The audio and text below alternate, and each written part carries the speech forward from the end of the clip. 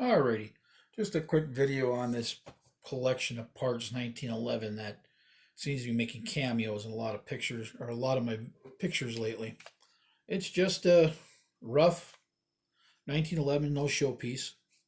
I bought it in a pawn shop many years ago, basically for a frame and slide assembly because right here the slide was actually going into battery about an eighth inch forward of the frame, which obviously, to anybody who's been around these, knows that that was a bad um, barrel install. And it's actually been a pretty good piece. It's built from a collection of parts, as I said. You know, whatever was left over from other projects. Yeah, there we go. Empty chamber. It's got small controls on it. Small knurled 1911 slide lock. Very small little tab 1911 safety. It's got the wide spur hammer and it's got the long spur grip safety along with an arch mainspring housing. And I like an arch mainspring housing. We can sit here and argue and debate whether long or flat. She originally came with a flat. Originally came with this misfitted beaver tail thing that was awful, and a cut down round hammer, which was not my favorite. Still has actual, true 1911 A1 style hump and bump front sights, as you can see, because this slide right here is pretty much an unmolested 1927 Brazilian contract forged slide, which is a really nice piece actually, because they are real true Colt contracted, made in Brazil on Colt machinery using Colt plans. Nothing serious to them. And this particular little piece, I was in a pawn shop one day, and I want to say, sorry, I have a hard time doing this without it being in its normal position, which is pushing against me. There, I'm trying to keep it all in film. So, but originally I bought this for sub $300, like 280 bucks, 275 or so one time, because it was such a mix master of parts. Somebody somewhere had read somewhere on how to build a super accurate 1911, and then they went and bought all the cheapest parts they could find and decided to try to build it. But the frame was good, the slide was good.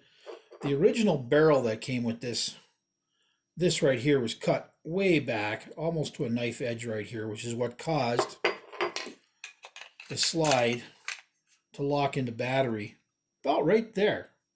You'll see it. So, like I said, it's just a good forged 1911 GI slide. As you can see, it still has the shrouded, non-lowered, non-relieved ejection port, just like a 1911 A1 would have, because it is a 1911 A1 slide. The frame is an older Federal Ordnance aluminum frame. And it drops about 3/4, almost a whole pound off this piece. So it ends up being a fairly light piece. This trigger was a leftover in my parts box. It's a plastic shoe with over travel adjustment, so it locks up really well. Typical 1911 short reset. Has not had major work done on the feed cone, but as you can see, there really wasn't a need for it. It could use a little bit of chewing in there, but it's been like, she feeds good, and I'm a firm believer. I'm I'm not modifying things until it has to be. You can see right in here where the original owner had gouged the hell out of the frame trying to get something to fit. I don't know what he was doing, but like I said, he was one of them gun plumbers that has whatever. If I got 450, 500 bucks into this piece over the years, I doubt it. And that's just because number one reason I probably have more money in it than I probably need to is a full set of Wolf springs.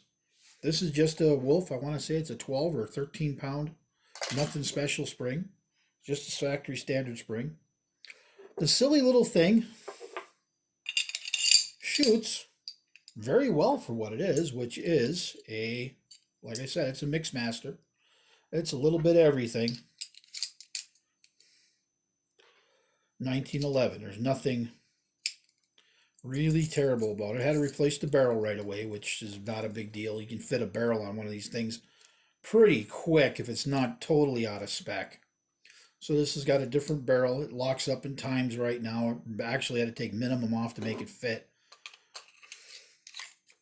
So, come on. It's going to fight me. Because I'm not used to doing this on camera. I'm usually doing this on...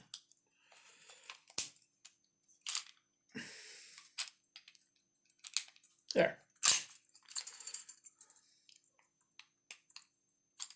And the barrel bushing wants to fight me today.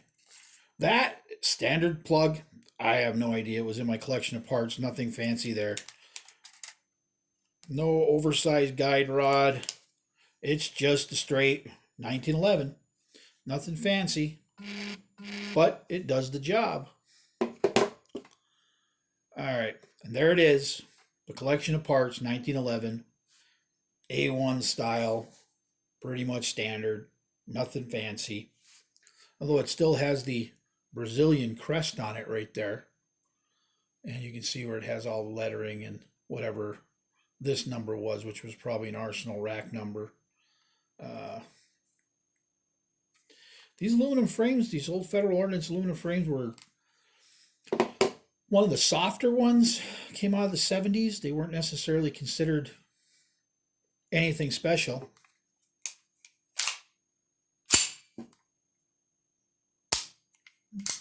Like I said, just your typical standard everyday 1911 A1. Nothing great, nothing expensive. It's no fancy dancy whatever. I've tuned it and made it run my way. Later. Toodaloo.